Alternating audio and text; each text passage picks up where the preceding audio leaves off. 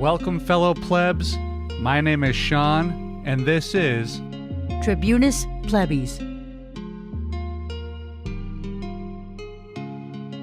And welcome back to the podcast, everybody. I appreciate you being here. And honestly, it's good to be back after getting my butt kicked by COVID for the past 3 weeks. The first thing I need to do is apologize for the delay between episodes. First, I got kind of, target fixated on the last episode to the detriment of everything else going on. And then I got COVID. And the COVID experience was pretty awful. It took me a week or so to get over the worst of it and another 2 to get back to some semblance of normal. Even this past week, I was having a hard time catching my breath just doing normal activities. Basically, it just beat the heck out of me and left me weak and miserable.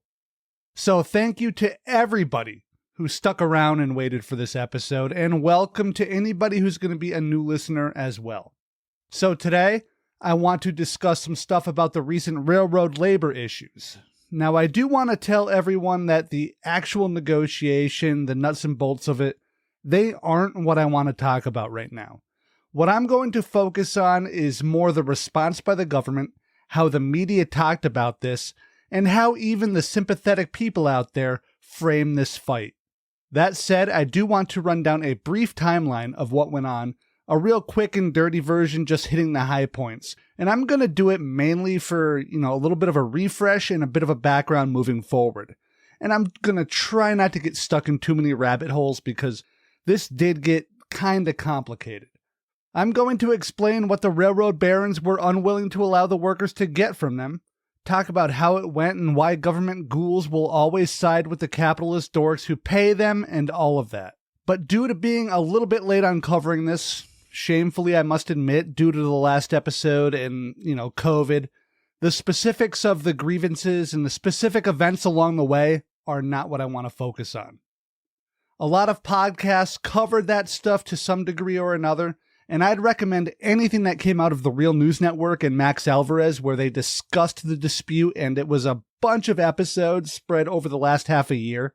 So there's plenty to find, and they did an absolutely amazing job covering this issue. What I do want to focus on a little bit more than the negotiations themselves are basically 3 points. Who decided this and why, how the media covered this, and the general framing of it. Oh, and I'm probably also going to include a dash of criticism for how we talk about workers and labor disputes, negotiations, strikes, and facing the possibility of striking as well. And I want to do this for a few reasons. One is just to bump this entire saga in people's minds. I hate that we've already forgotten about it in the discourse. This was a massively important moment for American labor. Another reason is because what I'm going to talk about here regarding the railroads and the government and the media, and just how we, use even our own rhetoric can very easily and effortlessly be applied to almost any story that you'll hear out there on the news. I do hope that as we talk about this and as the themes I will try to tease out become clear, that you'll be able to either apply some of it on something that is already in your memory, a current situation, or that you'll be able to apply them moving forward.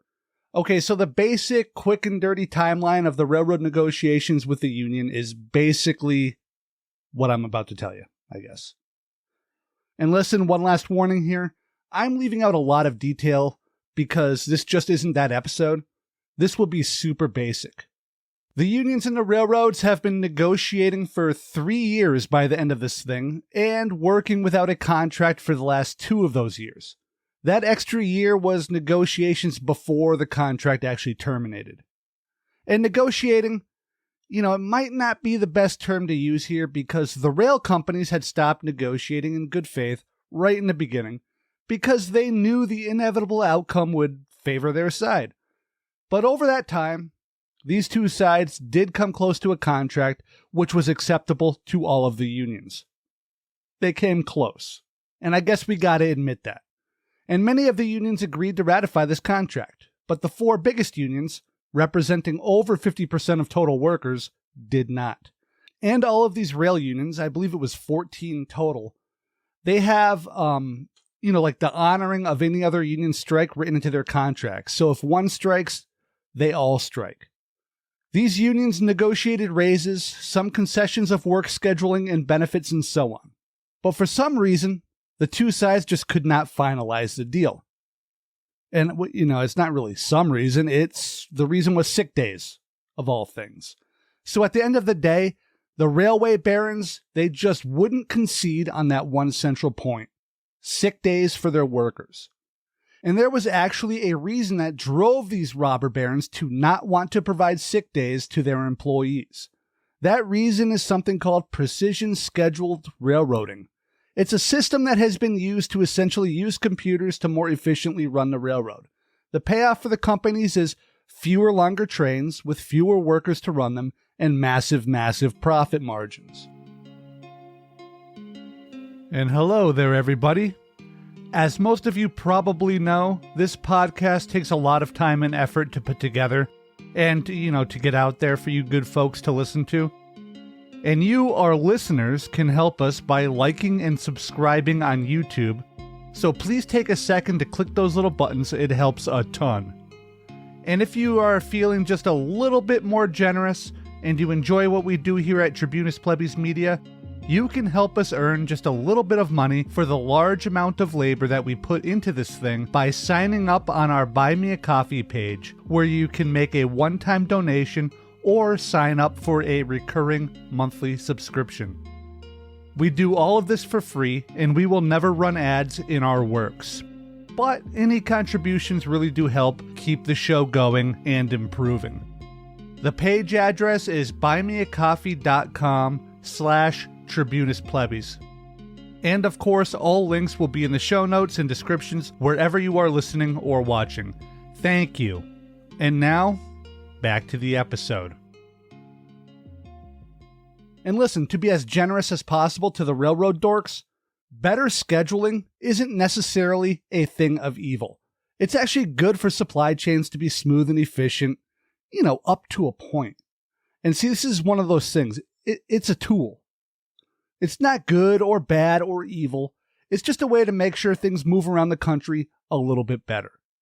But capitalist greed, the demanding of more and more profits to be funneled to the loser shareholders and C-suite dorks, resulted in them cutting costs, aka firing workers and making their lives as hellish as possible for those who remained. So more efficiency isn't bad in and of itself, but it is bad when it starts to harm human beings. Precision scheduling is a tool that becomes bad when it becomes weaponized against workers and used as an almost literal chain to keep people on the job and enslaved to an insane 24/7, 365 on-call job. Beyond that, the major drawback of PSR is less safe trains, dangerous to the public, less repair time, fewer opportunities for tracks and bridges and trestles and cars to be maintained. The drawback for workers is that there are far fewer workers. The railroads have been shedding workers for years. Over the past 20 years, they've cut something like 50% of their workforce. Mile-long trains that were being run and worked by 5 employees are now 2 or 3 miles long and being operated by only 2 people.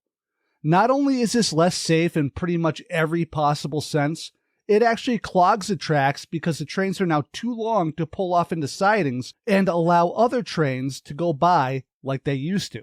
And if a train does break down, workers might have to walk up to 2 miles to get where the problem is, fix it if they're lucky, and walk back to their engines and get moving again. This is a problem for scheduling on a one-track railroad because the train is clogging the tracks. But it's also a massive issue if it breaks and blocks a major intersection with cars. This same lack of workers has also led to the conditions that drove the biggest disagreement between labor and capital in this whole situation. Like I said, sick days and time off, but especially the sick days. Trains are required to have 2 people on them for safety. Redundancy, I guess you could say. And remember, they used to have 5 people. This number has been constantly driven down by the needs of the PSR system to cut costs, build bigger trains, fire workers, and work employees until they are ground into nothing. And this, by the way, has another profound effect on the entire rail industry. New workers don't want to deal with all of this nonsense. The lack of time off, the lack of family time, the lack of health care, and so on. And so the railroad can't replace workers who retire or break under the pressure and quit. This is a situation very similar to trucking, by the way, which is where I work. It just isn't worth it if you're just starting out. And now, just 2 weeks after Biden the scab ordered railroad workers back to work on a bad contract which the workers rejected, 2 of the big railroads have already begun petitioning the Federal Railroad Administration to have just 1 person working on these trains, which will result in even fewer employees, which will put even more pressure on remaining workers and push the rail companies to be even more harsh with time off requests. Because here's the thing about cutting costs. At some point, you just can't do it anymore with a lot of stuff. Rent, fuel, and other fixed costs that are out of a company's control. Or at least say aren't fully within the company's control. And once you hit that point, the only way to cut costs is to attack labor. And that's what's happening here. The sickness just continues to metastasize. So now the railroad has fired so many workers and cut back so much that it's nearly impossible to take a day off because there just aren't enough employees to cover for you. Plus, to take a sick day, you are actually punished for it in ways that would be considered more than extreme in any other profession in this country. So they had this new contract 90+% negotiated, but the big hang-up that remained was almost unbelievably, again, these few sick days. These railroad baron dorks actually refused to allow their workers to take sick days. And I know I've said sick days like 12 times already, but holy crap, right? What in the hell is this world? Warren Buffett, billionaire owner of the BNSF Railroad, one of the richest people on the planet, and well-known bastard with good PR, couldn't stomach the thought of allowing some of the hardest working people in this country to simply stay home and take time to visit a doctor when they're sick or vomiting or suffering from diarrhea. CEOs of the 5 biggest rail companies were paid collectively over $200 million as they forced their employees to work while they were sick, forced their workers back onto trains even during the worst COVID times as they were sick with COVID. And now I drive an 18-wheeler for a job, and I just had COVID. And let me tell you something, you didn't want me behind the wheel of a 70-foot-long, 20-ton missile while I was suffering because it would have been anything but safe. And I can't imagine wanting a train conductor suffering through that and being in command of a 2-mile-long freight train. I don't have the foggiest idea of what those things weigh, but I've seen what they look like when they derail. Now imagine that 20 of those cars had toxic materials and gases on board and they burst open. It would be an absolute disaster. The CEOs of these companies were paid over $200 million over the past 3 years, and over the past 10 or so, those same railroads have spent over $100 billion on stock buybacks to enrich themselves and their capitalist dork buddies who make up their boards of directors and major shareholders. All while crying about some workers wanting sick days. In a letter to shareholders earlier in 2022, Buffett wrote this about BNSF. He said, quote, "Your railroad had record earnings of $6 billion in 2021. Here it should be noted we are talking about the old-fashioned sort of earnings that we favor, a figure calculated after interest, taxes, depreciation, amortization, and all forms of compensation." End quote. And here's Jennifer Hammond, CFO of Union Pacific, in an October of last year earnings call to the railroad investors, where she notes that shareholders have received $7.9 billion in dividends and share repurchases, and that they will buy back an additional $6.5 billion over 2023. Year-to-date, shareholders have received $7.9 billion through dividends and share repurchases. This level of cash returns demonstrates our firm commitment to rewarding shareholders with strong returns. Related to share repurchases, we now expect to buy back roughly $6.5 billion in 2022. Yeah, they literally just tell us this stuff in their quarterly reports, but most of us just don't listen. Now, even worse than all of that is what I'm going to read next. This paragraph from a report put out by the Presidential Emergency Board, more on them a little bit later, a board which President Biden put together to help negotiate a contract and avoid a lockout or strike, pretty much sums up the entirety of why our current economic system and our political and social culture is so broken right now. Quote, "The carriers maintain that capital investment and risk are the reasons for profits, not any contributions by labor. The carriers further argue that there is no correlation historically between high profits and higher compensation, either in the freight rail industry or more generally.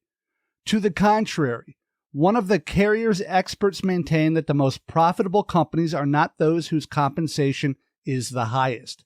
The carriers assert that since employees have been fairly and adequately paid for their efforts and do not share in the downside risks if the operations are less profitable, then they have no claim to share in the upside either."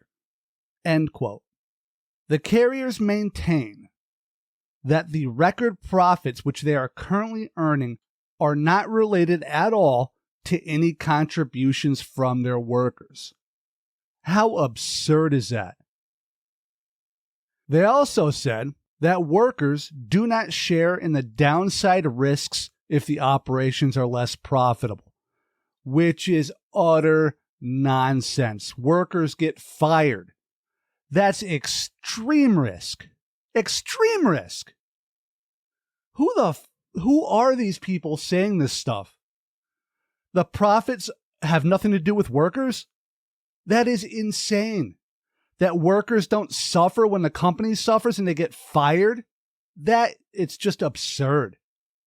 And this isn't even like the sicko CEOs who are writing this. It's the supposedly independent presidential emergency board. And I guess I should explain the board here real quick and continue with the timeline. So they negotiated for 2 years. They got close but couldn't solve it. What then? Well, they went through a bunch of stuff.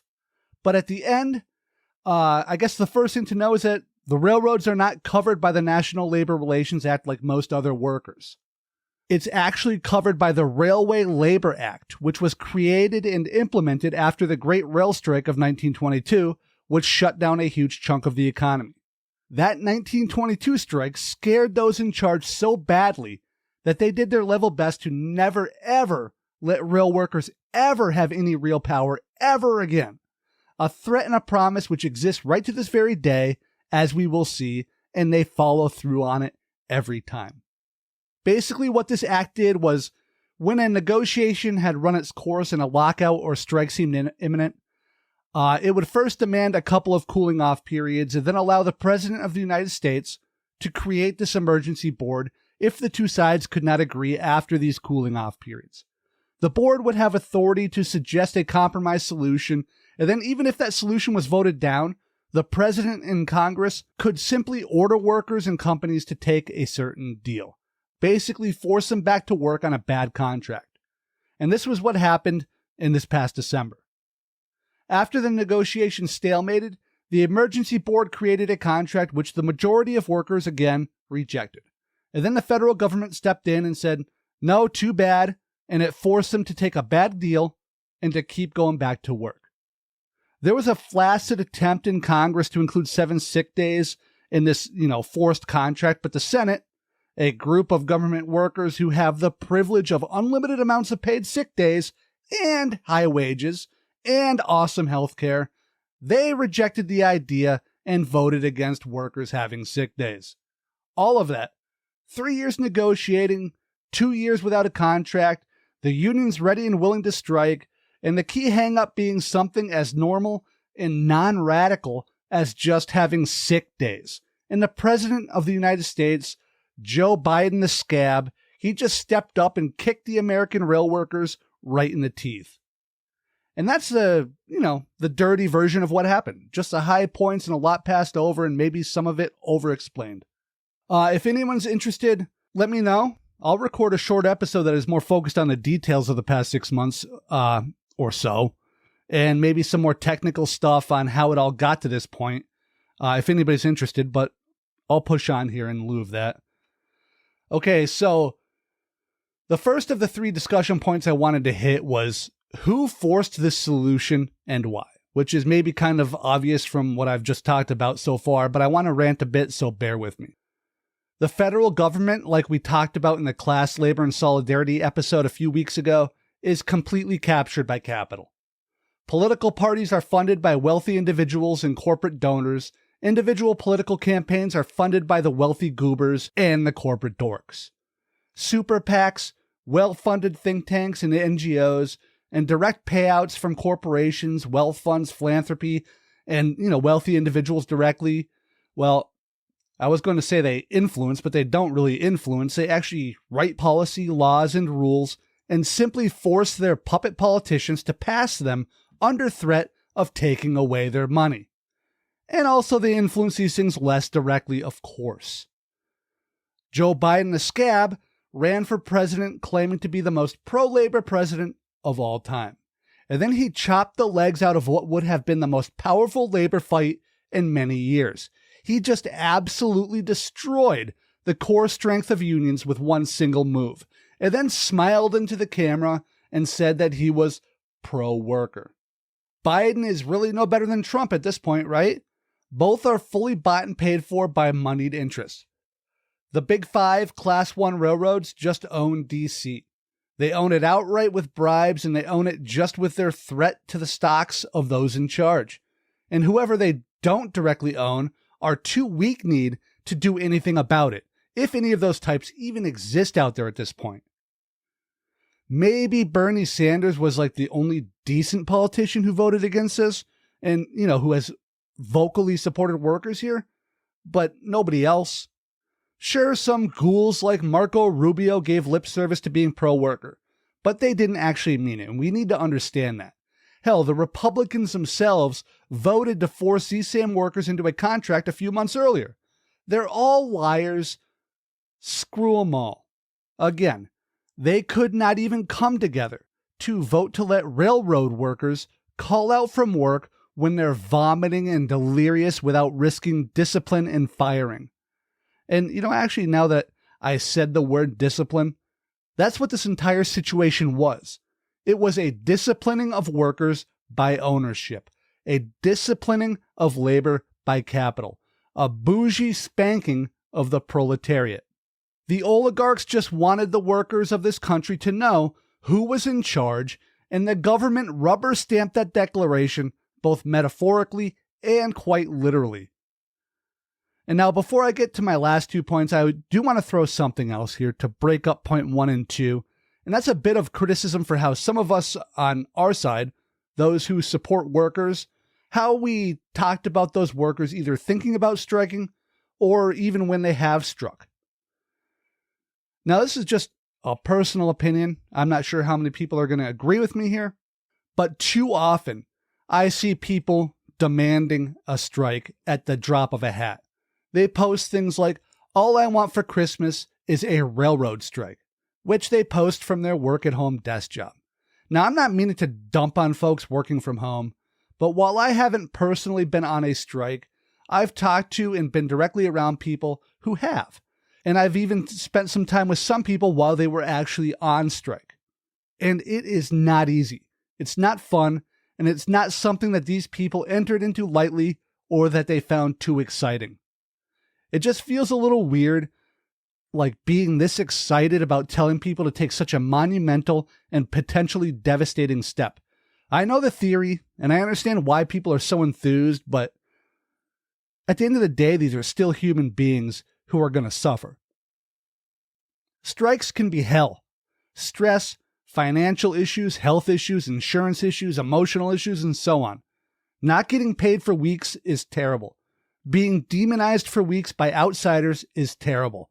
Holding the line is hard as hell. I've also seen people demand workers should stay on strike even after they've negotiated a contract and gone back to work after, 2 months of striking. Now, personally, I try not to talk about, a negotiated contract and strike like that. If the workers got what they could and decided to take it, I'm happy. I just don't feel comfortable, cashing my full check with overtime and driving home and telling people that they should have held out longer for something that maybe it just wasn't that important to the strikers. The strikers who had real life issues and had to make hard choices. I do think it's okay to have an opinion on someone else's contract and benefits and whatnot.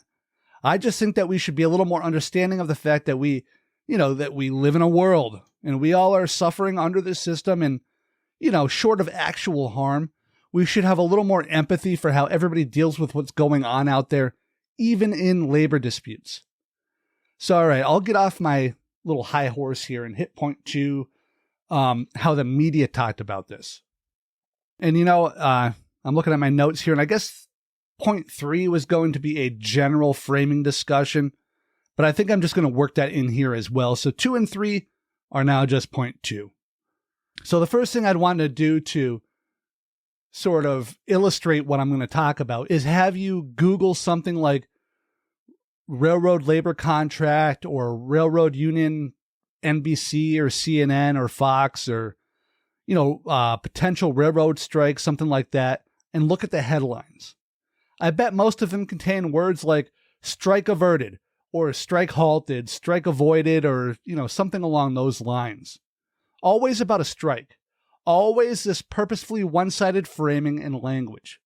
Scroll through a couple pages of results, Google it various ways, and tell me how many times you see a headline or story that contains the word lockout.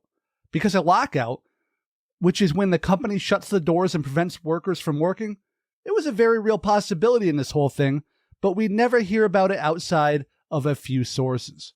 Every single article was about a worker strike. We might look and see this and ask the question, why? Well, it's because the media has a certain narrative, a certain lean in favor of a certain group of people who pay all of their bills, and I'll give you a hint, it isn't the people who work at railroads, it's the people who own the railroads. Okay, I guess that was more than a hint. Yes, all of these articles, all of these news talking heads, all of these politicians, they talked about strikes, and they talked about them in the most slanted way possible. They would have a train CEO on and ask them, will the workers strike and destroy the economy? President Biden warning, if that happened, it would devastate the economy if we had a strike like that. So joining me now to talk about this and a lot more is Bank of America's Brian Moynihan, chairman and CEO, one of the biggest banks in the world. They would talk to rail workers and ask, are you really going to shut down the trains just before Christmas and ruin the holidays? Do you believe a strike is worth it if it cripples the U.S. economy and costs up to $2 billion a day? More than $2 billion per day. Is it worth it? And on top of all of that, the holidays are right around the corner. It's a little less than a month right before Christmas here. Especially right before the holidays. They would ask union reps why they thought that destroying the economy was worth it just for sick days. I'm not setting aside the concerns of your members, but are you and your members willing to stop the rails, in effect, and accept those costs to the U.S. economy? And you notice the framing of this question, right? They're posing the hundreds of thousands of rail workers as the people who would be responsible for destroying the economy, ruining Christmas, and keeping food from American tables. But did they ever ask the 5 CEOs of these railroads why they'd be willing to destroy the economy rather than give workers a few sick days? Did they ever talk to James Fritz, CEO of Union Pacific, who was paid $14.5 million and can call out sick anytime he wants while earning about 162 times as much as the median Union Pacific employee? Did they ever ask him why he was willing to destroy Christmas rather than allow feverish, vomiting workers to take a day off and recuperate and see a doctor? Did they? No, sir. Couldn't do that. And even as the contract negotiations hit critical dates and the threat of a lockout or strike loomed, the media would say things like how this contract had a record raise in it, which is a lie because these workers hadn't had a raise in 3 years, and this new contract was an attempt to make up some of that difference, but nobody adds that to the story. Nobody mentions that the railroad sat back, refused to budge, and relied on the government doing what it was supposed to do and bailing them out. Well, actually, not nobody. A few podcasts did, a few YouTube shows, but they were preaching to the choir. The truth is, 5 people, the CEOs of the big railroads, held the keys to solving this literally years ago. But they were too busy artificially inflating their damn stocks with buybacks, firing workers, putting the entire country in danger due to understaffing, poor maintenance, and psychopathic scheduling and abusing workers, to do something as humane and basic as allow sick people to heal. 5 people could have ended this, yet the media focused on the hundreds of thousands who lacked any real power and blamed them instead. And we know why. Those 5 powerful people keep CNN's lights on, and they keep Joe Biden's pockets lined with thick stacks of greenbacks, Jack. None of this is a secret. This was all out there in the open. You heard Hammond on that earnings call. But not only does capital have control of the government and media, it also has control of the cultural zeitgeist, and it has a hold so powerful that most of us hear a so-called journalist ask a locomotive repairman making 80 grand a year or something, whether fighting for the ability to not work while they are uncontrollably defecating water and physically decimated and, not get fired for it. Is that worth destroying the economy for? And then we sit there in front of our TVs and think, yeah, man, is it worth it? We just go with it rather than open our eyes a bit and say, wait a second. Why in the world is this anchor not asking the CEO of this guy's company why they refuse to let the sick worker just stay at home and heal? It doesn't even enter our heads because we've been fully subsumed into this, absolute insanity that we call this country. We blame a boilermaker for wanting a few sick days and accuse them of trying to destroy the country instead of just punching that dork CEO who refuses to give our fellow workers those sick days right in the face. And I'm not recommending you punch a CEO right in the face that was just, in a video game. But really consider what I'm trying to say here. Please try to consider it. It's a deeply sick state of affairs that we blame each other and don't even see where the real power, evil, and problem lies. It's not the guy with the sledgehammer, I will tell you that much. The corporate dorks and government goons and media mouthpieces want to frame this as a labor problem rather than as an evil robber baron problem, and that is just nonsense, and we should all see it at this point. The final argument that you'll hear, and this will be repeating myself a bit after discussing the blaming of workers for the situation, but it's, that strike or lockout would be harmful for the economy. And it certainly would. It would cause issues all over the place. It would inconvenience people and raise prices for things and just be generally annoying and awful. I can't deny that. But it's really important to make it really clear that this is exactly the point of a strike. It's the point of a lockout as well. With a strike like this, it would have been the exact purpose of the event, to cause headaches and show people just how important the workers are and to put pressure on the companies to give sick days to its workers. Now, listen, this is worth avoiding, by the way. Nobody wants a strike like this, but it was needed in this case according to the workers themselves. And some others say, well, the government gave them a couple of concessions in the contract which they forced the workers to take. And I'm going to tell you, it doesn't matter. That's not the point. Even if the government had given the workers everything that they wanted and forced them back to work, it was still an attack on labor power, an attack on the actual agency of the American working class. As hard as a strike can be, this is the big hammer that workers can wield. It's the nuclear option, to borrow a phrase. Joe Biden, the scab, who has repeatedly called himself the most pro-labor president in history, is now a certified strikebreaker. The U.S. Congress are strikebreakers. They essentially disarmed and defanged the entirety of the railroad workforce and the working class in a broader sense. They are in many ways scabs, the lowest form of humanity.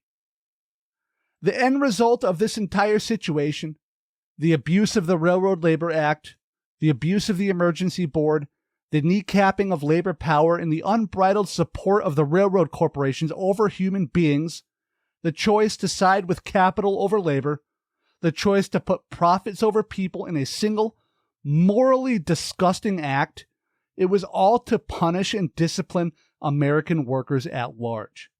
The powers that be simply cannot allow workers to understand their own strength when they operate as a group.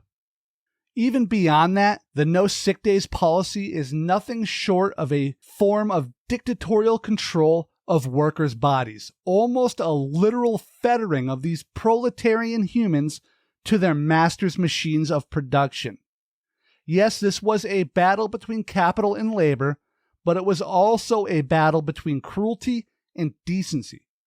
The federal government tipped the scales for railroads and capital at large while fundamentally harming the American working class. Basically, the supposed referees corrupted the game and gave the win to cruelty and indecency. No workers should suffer with no sick days. No workers should be on call 24/7 with no real ability to take time off, even for planned vacations. No workers should suffer under this sort of yoke, and no workers should ever have their dignity assaulted in this way. Yes, this round was lost, but the battle will continue into perpetuity because our system is, at its heart, a system which pits the owners against the workers in a timeless war. Wages, benefits, time off, sick days, and safety are just some of the battlegrounds, and they are the ones most stories like this tend to focus on. But there are other battles as well, ones that are just as important, if not even more so. We fight for respect, we fight for dignity, we fight for quality of life. The war is fought for justice and equity and our very humanity. Tribunus Plebis stands with those railroad workers just as it stands with all workers, with a raised fist, solidarity, and with the lyrics of a famous labor song which forms a question on our lips. Which side are you on? And that, my friends, is the end of the episode. I hope you liked it. Again, sorry for the wait. Damn, guys, I was really sick.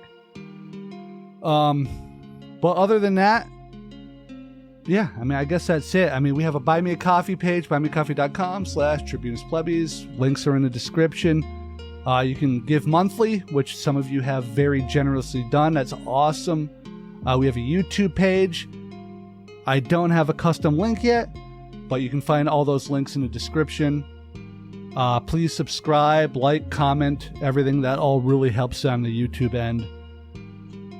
I think that's it for today. Thank you, everybody. I love you.